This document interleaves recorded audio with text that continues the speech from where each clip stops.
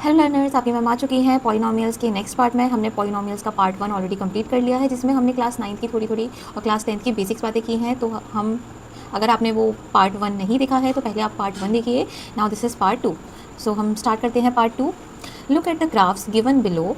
Each is the graph y equal to P X. मैंने आपको बताया है y इक्वल्स टू क्या हो जाता है, पी एक्स। सपोज़ हमारे पास एक पॉलिनोमियल है x square minus 5x plus 6, तो हम इसी को क्या मान लेंगे, y। ठीक है। अच्छा, कैसे प्लॉट करते हैं, आपको पता है एक्स की वैल्यू रखते जाओ, वाई की वैल्यू मिलती जाएगी, ऐसे हम ग्राफ बना लेते हैं। हमने ज्योमेट्रिकल रिप्रेजेंटेशन सीख लिया था पिछली क्लास में। अब यहाँ पे क्या लिखा है, where P X is a polynomial. P X क्या है, एक पॉलिनोमियल है। तो हमसे पूछा है for each of the graphs find the number of zeros.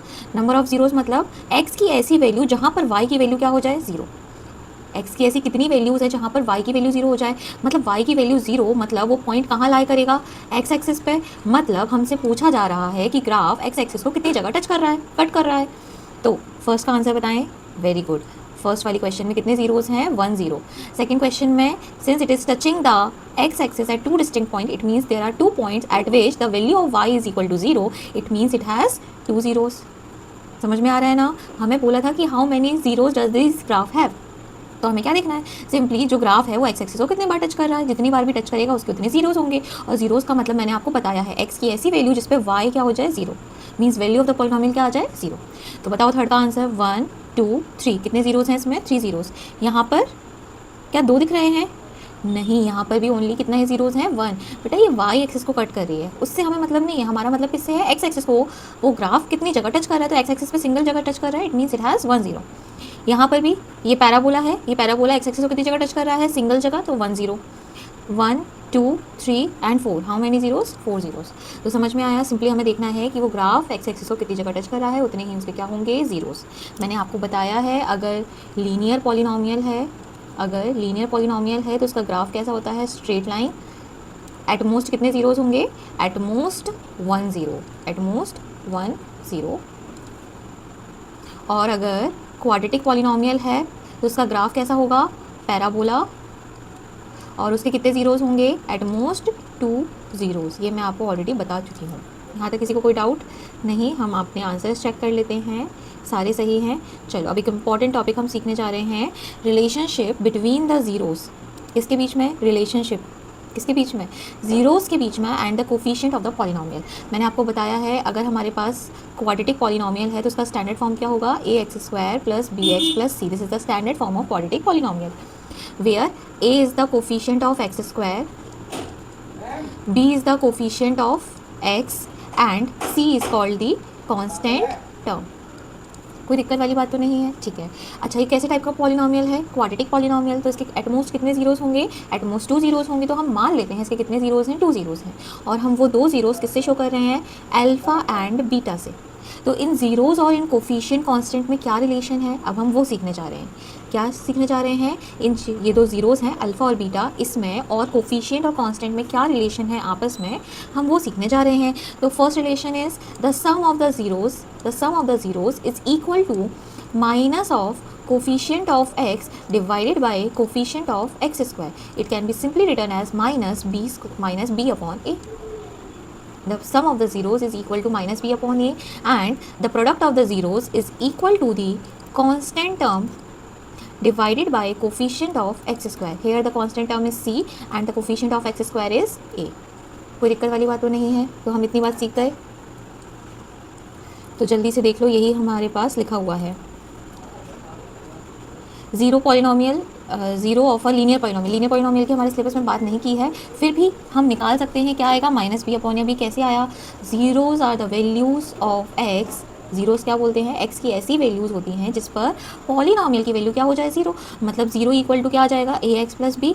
तो एक्स की वैल्यू कितनी हो जाएगी, माइनस बी अपॉन ए। तो यही ये समझाया है कि for a linear polynomial A X plus B where A is not equal to zero. Why A is not equal to zero, because A X is the leading term. Leading term बताया ना आपको, जिससे degree decide होती है। अगर leading term का ही coefficient क्या हो जाए, जीरो, तो फिर उसकी डिग्री चेंज हो जाएगी। इसलिए लीडिंग टर्म का कोफिशिएंट कभी भी जीरो नहीं हो सकता। तो वो बोल रहे हैं for a linear polynomial A X plus B we have zero of a linear polynomial equal to minus B upon A. मैंने आपको अभी निकाल के दिखा दिया। हमने क्या किया, सिंपली ट्रांसपोजिशन। सिंस जीरो की निकालने की बात हो रही है, और जीरो कैसे निकालते हैं, by putting it equal to zero. तो ये आपको समझ में आ गया। चलो ठीक है, अब हम बात कर रहे हैं क्वाड्रेटिक पॉलिनोमियल की। तो क्वाड्रेटिक पॉलिनोमियल का स्टैंडर्ड फॉर्म क्या होता है, A x square plus B x plus C. तो उसमें क्या रिलेशन होता है ये अभी हमने देख लिया। अल्फा प्लस बीटा किसके बराबर होता है, minus B upon A, and alpha into beta किसके बराबर होता है, सी अपॉन ए। अच्छा, अब ये क्या दिया है, हम मान लेते हैं अल्फा एंड बीटा इसके क्या है, दो जीरोस हैं। तो अगर अल्फा और बीटा इसके जीरोस हैं तो x माइनस अल्फा और x माइनस बीटा इसके क्या हो जाएंगे, factor, by using the factor theorem. Factor theorem क्या थी, if p of a is equal to zero then x minus A is the factor of the polynomial. ये हमने factor theorem class 9th में already पढ़ी है। तो हम मान रहे हैं अल्फा बीटा इसके क्या है, जीरोस, तो x माइनस अल्फा और x माइनस बीटा इसके क्या हो जाएंगे, फैक्टर्स हो जाएंगे। तो this can return as this, क्योंकि दो ही फैक्टर होंगे अल्फा और बीटा, क्वाड्रेटिक पॉलिनोमियल है तो मैक्सिमम कितने जीरोस होंगे, 2, तो हम उसको ऐसा लिख सकते हैं। फिर हमने क्या किया, क्रॉस मल्टीप्लिकेशन किया, you will get into this step. ठीक है, कोई दिक्कत वाली बात तो नहीं है। फिर आपने जब कंपेयर किया इसको स्टैंडर्ड फॉर्म से, स्टैंडर्ड फॉर्म क्या था हमारा क्वाड्रेटिक पॉलिनोमियल का, A x square plus B x plus C, तो आपको ए की वैल्यू कितनी मिली, के, बी की वैल्यू कितनी मिली, minus K multiply by alpha plus beta, and सी की वैल्यू कितनी मिली, के अल्फा बीटा। यहाँ तक आपको समझ में आया, ओके। तो हमने ऑलरेडी देख लिया है, sum of zeros alpha plus beta किसके बराबर होगा, minus B upon A, and product of zeros is equal to C upon ए। कोई दिक्कत वाली बात तो नहीं है, तो हम ये रिलेशन सीख गए। बट अगर हमें क्वाड्रेटिक पॉलिनोमियल ना दिया हो, हमें खुद से बनाना हो, तो हम कैसे बनाएंगे, उसके लिए आपको क्वाड्रेटिक पॉलिनोमियल का स्ट्रक्चर सीखना होगा। क्या होता है क्वाड्रेटिक पॉलिनोमियल का स्ट्रक्चर, सबसे पहले तो के लिख लेते हैं, फिर ब्रैकेट में क्या आता है, x square minus sum of the zeros into x plus product of the zeros. तो मतलब अगर आपको क्वाड्रेटिक पॉलिनोमियल बनाना है और आपके पास सम ऑफ द जीरोस है और प्रोडक्ट ऑफ द जीरोस है, तो आप इस फॉर्मूले में पुट करोगे values, you will find the quadratic polynomial. जैसे मैंने बोला अल्फा प्लस बीटा की वैल्यू है half and alpha into beta की वैल्यू है -3/4। तो आप क्या करो, एक क्वाड्रेटिक पॉलिनोमियल बनाओ जिसमें सम ऑफ द रूट्स कितना है, half, and product of the roots कितना है, -3/4। तो आप बस सिंपली अल्फा और बीटा की वैल्यूज क्या कर दोगे, पुट कर दोगे। माइनस अल्फा प्लस बीटा की वैल्यू हाफ एक्स प्लस -3/4।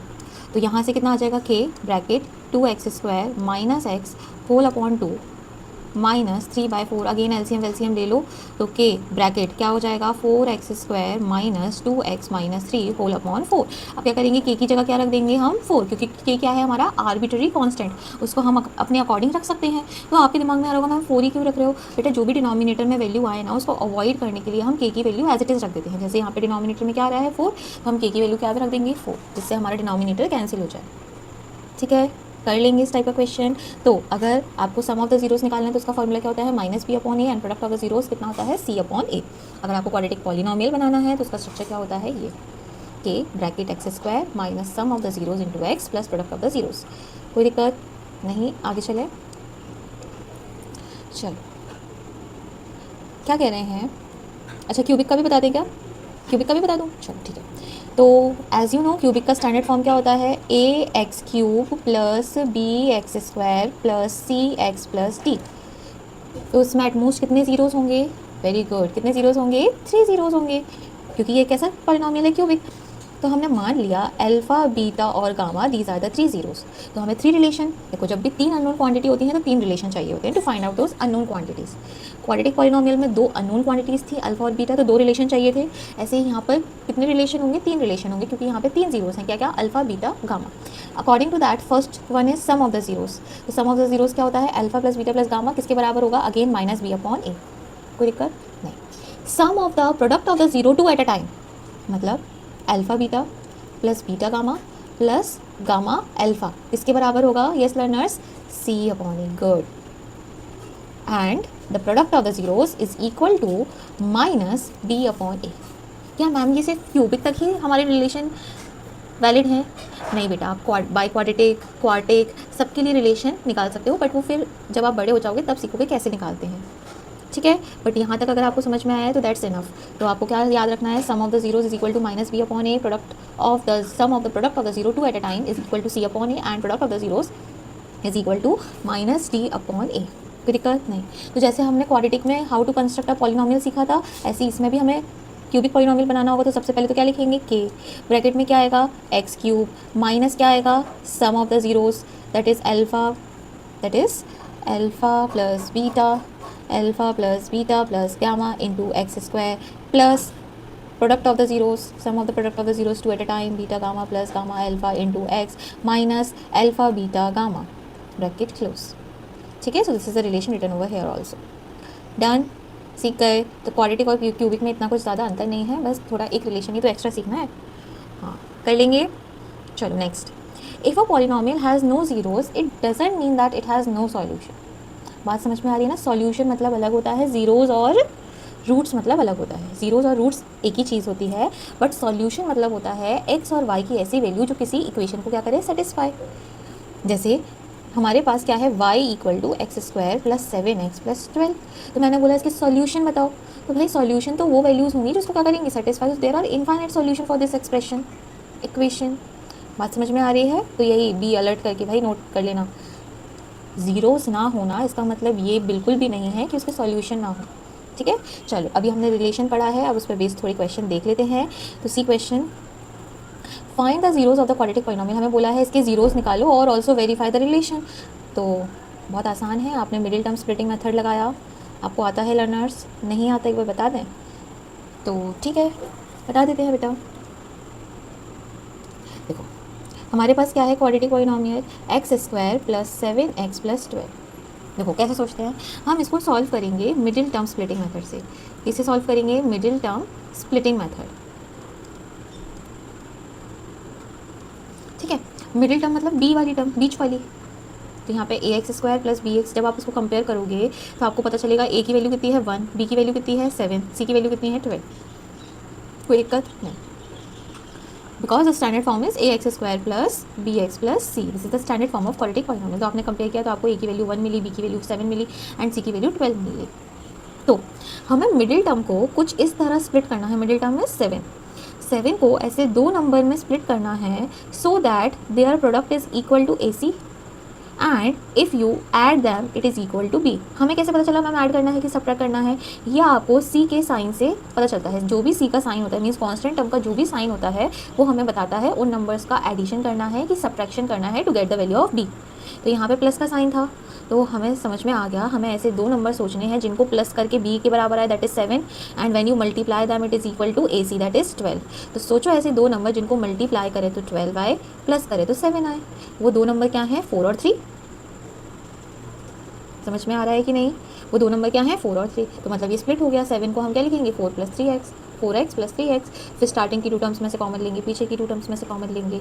अगर आपको ये मिडिल टर्म स्प्लिटिंग में अभी भी कोई दिक्कत है, वैसे तो मैंने अभी इतना डिटेल में समझाया नहीं है, बट जिसने भी बिल्कुल भी नहीं सीखा है middle term splitting method class 9th में भी और 8th में भी, क्योंकि 8th से स्टार्ट हो गया है, तो 8th में भी नहीं सीखा, 9th में भी नहीं सीखा, तो बेटा अब डरना नहीं है, हमें 10th में सीखना है। अगर आपको नहीं आता है,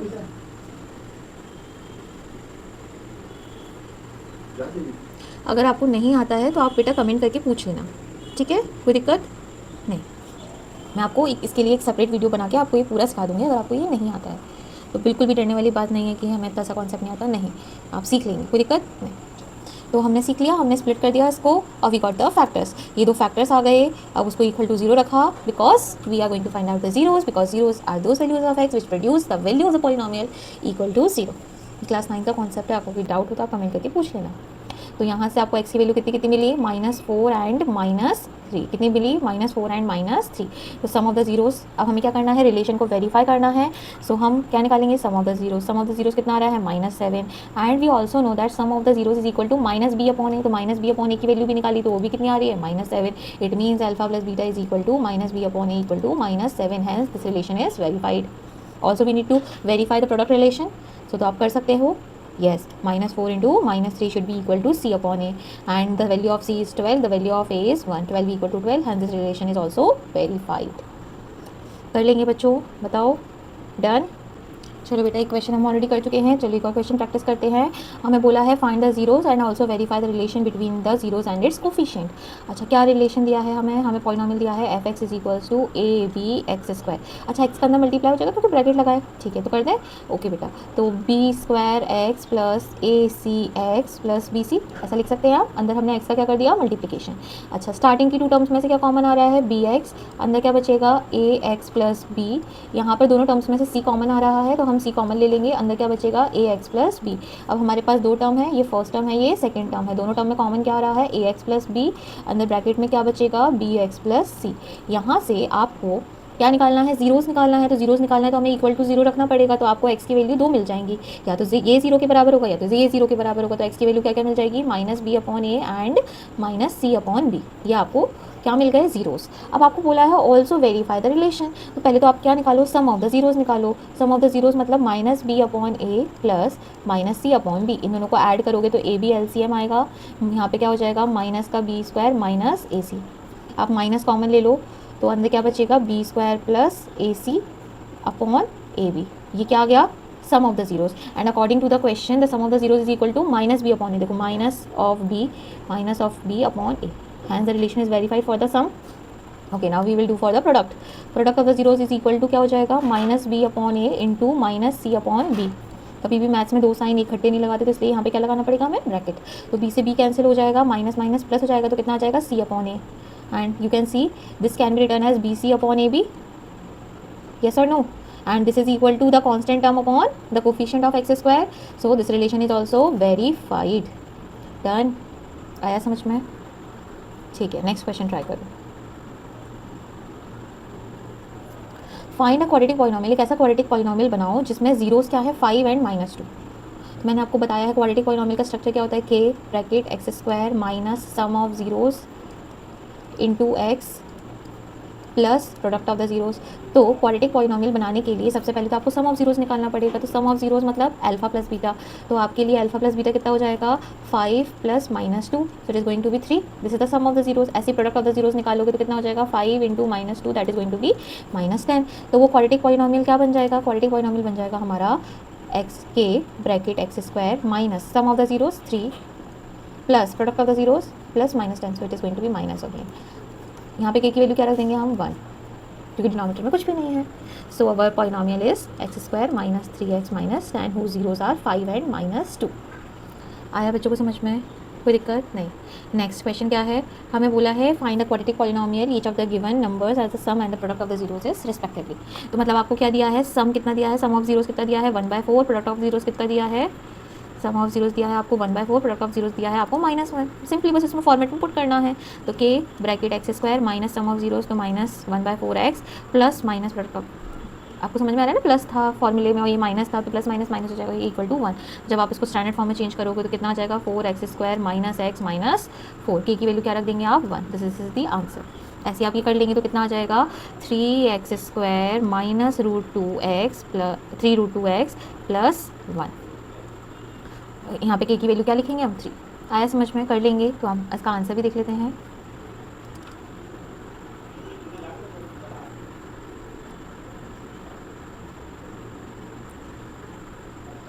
सो यही हमारा आंसर आ रहा था, चेक करिए, बिल्कुल सही था, very good. Now these are the 3 practice question for you all. So इन तीनों क्वेश्चन को प्रैक्टिस करना, नहीं आता है तो कमेंट करके पूछना। ओके लर्नर्स, इतना तो हम कर सकते हैं हमने, क्योंकि सीख लिया है concept. Okay, now it's your duty to do this question as a practice and you need to ask if you have any query. Done? Okay, now this is the division algorithm for polynomials. But ये हमारे syllabus में है नहीं, but हमने सीखा है how to divide a polynomial by a polynomial. It's simply just like division. So it should follow the reminder theorem. And what is the reminder theorem? Yes, dividend equal to divisor into question plus reminder. ये हमें already पता है।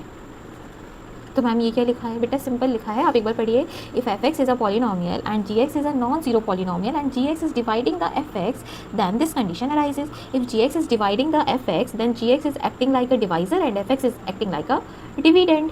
Then q x will be, yes, qx will be quotient and rx will be the remainder, and the degree of the remainder is very good less than the degree of the gx। बस यही सब समझाया है।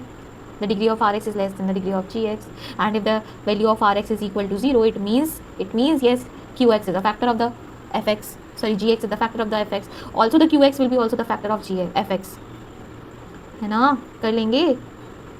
चलो, ये हमारे syllabus में है नहीं, बट स्टिल अगर आपको ये सीखना है तो आप इस क्वेश्चन का स्क्रीनशॉट ले सकते हैं और एक बार अपने आप सॉल्व करके देखना।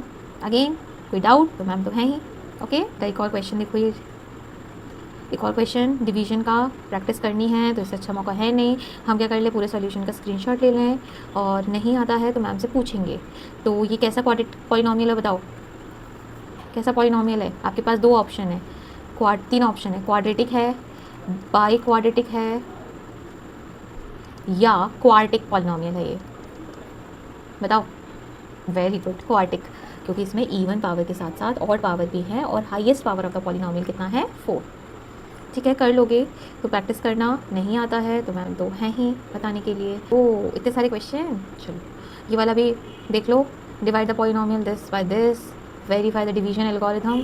डिवीजन एल्गोरिथम लगाना है और चेक करना है कि एल्गोरिथम सही है कि नहीं। क्या चेक करना है? Verify the division algorithm. Division algorithm was yes, dividend equals to divisor into question plus reminder. सोच रहे होगे मैं भी राइटिंग डॉक्टर जैसी हो गई। चलो कोई बात नहीं। Clear? And these were the answer for those 3 questions which has given for you for the practice purpose. Also you need to do these 4 questions if you want, or you can skip it, it's your choice. Okay बच्चों, अब symmetric function of the zeros का मतलब समझते हो? कि ma'am ने heading बड़ी सोच समझ के डाली है। क्या है इसका मतलब? सिमेट्रिक फंक्शन, सिमेट्री मतलब समझ में आ रहा है?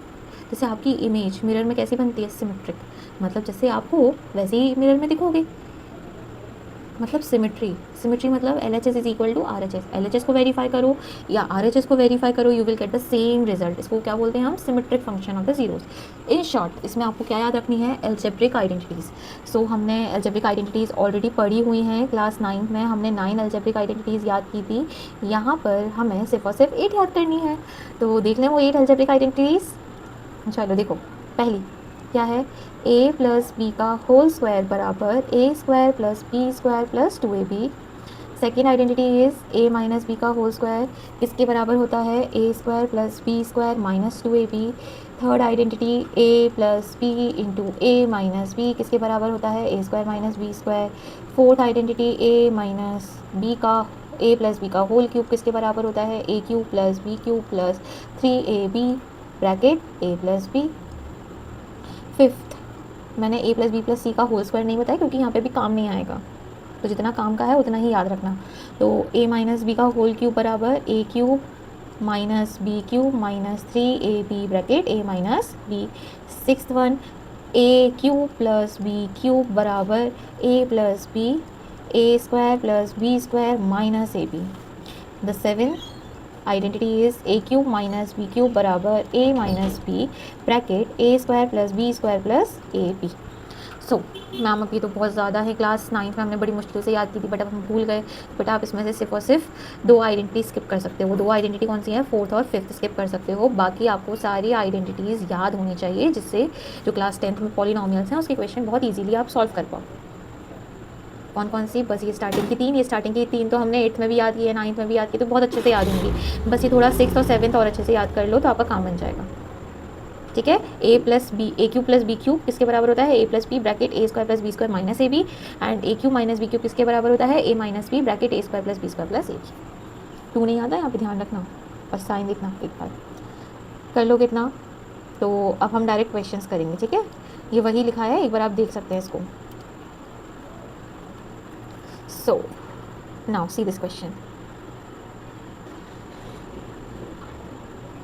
Yes, if alpha and beta are the zeros of this polynomials, it means you have alpha plus beta की वैल्यू कितनी? Minus B upon A, and alpha into beta की वैल्यू आपके पास कितनी आ जाएगी? सी अपॉन ए। कोई दिक्कत नहीं? यहाँ तक क्लियर है? अच्छा, तो एक बात बताओ, हमें इसकी वैल्यू निकालनी है। अल्फा प्लस बीटा का होल स्क्वायर किसके बराबर होता है? Alpha square plus beta square plus 2 alpha beta के बराबर होता है। कोई दिक्कत तो नहीं? हमारे पास इसकी वैल्यू है, अल्फा प्लस बीटा की वैल्यू, हमें इसकी वैल्यू निकालनी है और हमारे पास इसकी वैल्यू भी है, तो हम वैल्यूज पुट करके alpha square plus beta square की वैल्यू निकाल सकते हैं। तो क्या हो जाएगा? माइनस बी अपॉन ए का whole square equal to alpha square plus beta square plus 2c upon A. यहाँ से आपको alpha square plus beta square की वैल्यू कितनी मिल जाएगी? B square upon A square minus 2c upon A. तो LCM लोगे तो क्या हो जाएगा? A square minus 2ac upon A. तो this is the value of alpha square plus beta square. मतलब आपको ज़्यादा कुछ दिमाग नहीं लगाना है, आपको क्या करना है, जो भी आपको निकालना है उसको सिर्फ और सिर्फ अल्फा प्लस बीटा और अल्फा इंटू बीटा के टर्म्स में चेंज करना है, जिससे आप अल्फा प्लस बीटा और अल्फा इंटू बीटा की वैल्यू पुट कर दो और आपका आंसर आ जाए। कि हमें क्वेश्चन में सिर्फ और सिर्फ अल्फा प्लस बीटा और अल्फा इंटू बीटा की वैल्यू दी जाती है, तो हम alpha square plus beta square की वैल्यू निकाल सकते हैं, alpha cube plus beta cube की वैल्यू निकाल सकते हैं bye using the identities. Clear है? कोई दिक्कत वाली बात तो नहीं? आगे चलें। तो ऐसे ही हम चलो नेक्स्ट क्वेश्चन ट्राई करते हैं। हमें इसकी वैल्यू निकालनी है। जब आप इसको इसका एलसीएम लोगे तो आपको क्या मिलेगा, alpha cube plus beta cube divided by alpha beta. And you know the identity A cube plus B cube किसके बराबर होता है, A plus B bracket A square plus B square minus A B whole upon alpha into beta. तो थोड़ा सा तो change हो गया, ये अल्फा प्लस बीटा में चेंज हो गया अल्फा बीटा। अब इसका क्या करें, इसकी वैल्यू भी निकालनी पड़ेगी। तो आप इसको भी अल्फा इंटू बीटा के टर्म्स में लिख सकते हो, अल्फा प्लस बीटा का whole square minus 2 alpha beta. बताओ, ये alpha square plus beta square को हम ऐसा लिख सकते हैं, कोई दिक्कत वाली बात तो नहीं है ना। चलो क्या है बाहर, minus alpha beta whole upon alpha beta. इसको सिंप्लीफाई करो तो क्या हो जाएगा, alpha plus beta bracket alpha plus beta का whole square minus 3 alpha beta whole divided by alpha beta. तो हमने इस एक्सप्रेशन को सिर्फ और सिर्फ अल्फा प्लस बीटा और अल्फा इंटू बीटा के टर्म्स में चेंज कर दिया। अब अल्फा प्लस बीटा की वैल्यू पुट कर दो minus B upon A, and alpha into beta की वैल्यू पुट कर दो C upon A, you will get the desired result. तो वैल्यूज पुट करें कि अपने आप कर लोगे, बेटा कुछ तो अपने आप किया करो, मैम पुट कर दो। चलो अल्फा प्लस बीटा की वैल्यू कितनी हो जाएगी, minus B upon A, alpha plus beta का होल स्क्वायर तो कितना हो जाएगा, B square upon A square minus 3 alpha beta मतलब 3 C upon A whole upon alpha into beta that is C upon A. इसको सिंप्लीफाई करोगे तो ए से ए कैंसिल हो जाएगा, यहाँ पे कितना आएगा minus B upon C. LCM ले लो तो कितना हो जाएगा, B square minus 3ac upon A square आ जाएगा। अब क्या करो, माइनस बी और माइनस बी अपॉन सी का ब्रैकेट के अंदर मल्टीप्लाई कर दो, तो ये वाली टर्म पॉजिटिव हो जाएगी, तो कितना आ जाएगा 3abc minus B cube divided by A square C. तो this is the value of this expression. आया समझ में, कर लेंगे हम इतना।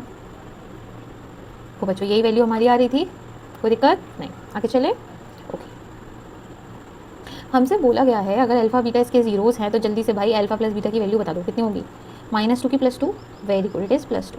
एंड अल्फा इंटू बीटा की वैल्यू कितनी होगी, 4/3। इसमें तो कोई डाउट ही नहीं है, रिलेशन हमें पता है, sum of the zero is equal to -b upon A and the product of zero is equal to c upon A. हमें बोला है कि इसकी वैल्यू निकालो, तो भाई इसकी वैल्यू तब निकालेंगे ना जब हम इसको सिर्फ और सिर्फ अल्फा प्लस बीटा और अल्फा इंटू बीटा के टर्म्स में चेंज कर पाए, क्योंकि हमारे पास सिर्फ और सिर्फ अल्फा प्लस बीटा और अल्फा इंटू बीटा की वैल्यू है। तो आप जरा इसको सिंप्लीफाई करो, तो उसको सिंप्लीफाई करेंगे तो क्या हो जाएगा, alpha square plus beta square upon alpha beta, starting की 2 टर्म से इसका एलसीएम ले लिया, फिर 2 ब्रैकेट इन दोनों टर्म्स को सॉल्व करेंगे तो क्या हो जाएगा, alpha plus beta divided by alpha beta plus 3 alpha beta. यहाँ तक तो हम कर ही लेंगे। अच्छा इसके आगे कर लोगे क्या, कर लेना बेटा। इसको आप किस में चेंज कर सकते हो, अल्फा प्लस बीटा के टर्म्स में, क्या हो जाएगा, अल्फा प्लस बीटा का whole square minus 2 alpha beta whole upon alpha beta plus 2 alpha plus beta upon alpha beta plus 3 alpha beta. अब सारी वैल्यूज पुट कर करा के आपका आंसर कितना आएगा, 8। एक बार खुद से करके देखना, नहीं आता है तो बेटा पूछ लेना। ओके कर लेंगे हम। चलो नेक्स्ट क्वेश्चन देखो जल्दी से। अच्छा बड़ा अच्छा क्वेश्चन है ये, इस टाइप के क्वेश्चन पेपर में बड़े पूछे जाते हैं, देख लो कैसे हैं। If alpha and beta the zeros of this polynomial, तो भाई सबसे पहले अल्फा बीटा जीरोज हैं इस पॉलिनोमियल के, तो हम तो अल्फा प्लस बीटा की वैल्यू निकाल के बैठ जाएंगे, कितनी होगी 3 माइनस बी अपॉन ए 3 आएगा। एंड अल्फा इंटू बीटा की वैल्यू कितनी हो जाएगी, के। इतना ही आता है, नहीं बेटा आपको और भी आता है।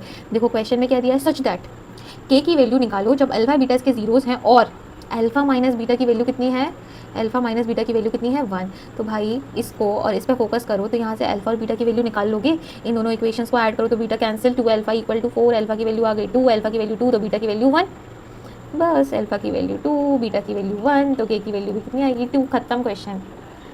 आया, देखो आंसर कितना आ रहा है, के इक्वल टू 2। कर लेंगे। ओके तो उसी टाइप का एक और क्वेश्चन देखो, if alpha and beta the zeros, तो अगेन अल्फा बीटा जीरोस है तो हम तो एक चीज़ लिखना जानते हैं, alpha plus beta minus B upon A alpha into beta C upon A, लिख लो।